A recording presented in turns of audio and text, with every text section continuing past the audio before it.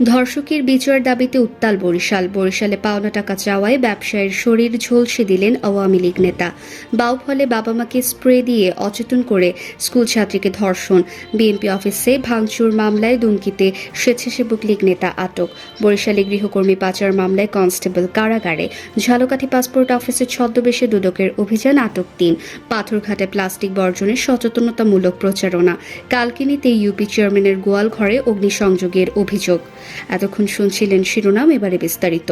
সারা দেশে সম্প্রতি একের পর এক ধর্ষণের ঘটনার প্রতিবাদে শিক্ষার্থীদের বিক্ষোভ ও সড়ক অবরোধে উত্তাল হয়ে উঠেছে বরিশাল শহর। এ সময়ে ধর্ষকের বিচার ও শাস্তি নিশ্চিত এবং স্বরাষ্ট্র উপদেষ্টার পদত্যাগ দাবি করেন বিক্ষুব্ধরা। সোমবার দুপুর 12টায় নগরীর চৌমাথায় বরিশাল কুয়াকাটা মহাসড়ক অবরোধ করে মানববন্ধন করেন সাধারণ শিক্ষার্থীরা। বরিশাল সদর উপজেলার চরমোনাইতে পাওনা টাকা চাওয়ায় গরম পানি ঢেলে ফারুক হাওলাদার নামে এক ব্যবসায়ীর শরীর ঝলসে দেওয়ার অভিযোগ উঠেছে আওয়ামী লীগ নেতার বিরুদ্ধে। এ ঘটনায় 17 ফেব্রুয়ারি আহত ফারুক হাওলাদারের ছেলে মোহাম্মদ প্রিন্স হাওলাদার বাদী হয়ে কোতোয়ালি মডেল থানায় একটি মামলা দায়ের করেছেন। পুলিশি কোনো তৎপরতা না থাকায় নিরাপত্তাহীনতায় ভুগছে ভুক্তভোগী পরিবার। পটুয়াখালীর বাউফলে স্প্রে ছিটিয়ে বাবা মাকে অচেতন করে এক স্কুল ছাত্রীকে ঘর থেকে তুলে নিয়ে ধর্ষণের অভিযোগ পাওয়া গেছে। এই ঘটনায় বেল্লাল হোসেন ও ফয়সাল নামে দুই বন্ধুকে আটক করেছে পুলিশ।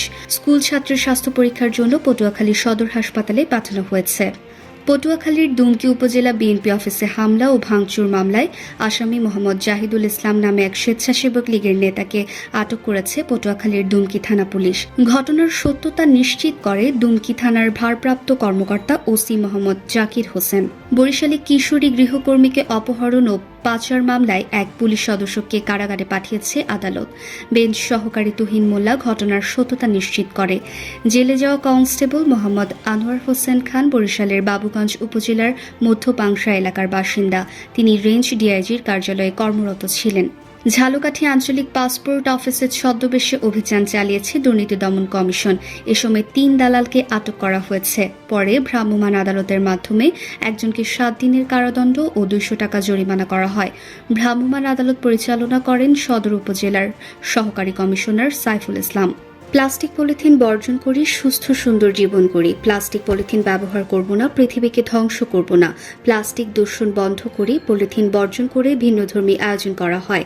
অ্যাকশন এইডের সহযোগিতায় এনএসএস এর আয়োজনে আজ সোমবার সকাল 10টার দিকে পাথরঘাটা পৌর শহরে সচেতনতামূলক র্যালি ও ক্যাম্পেইন করা হয়। মাদারীপুরের কালকিনি উপজেলার সাহেবরামপুর ইউনিয়ন পরিষদের চেয়ারম্যান মোহাম্মদ মাহবুবুর রহমান মুরাদ সর্দারের বাড়িতে অগ্নিসংযোগের ঘটনা ঘটেছে।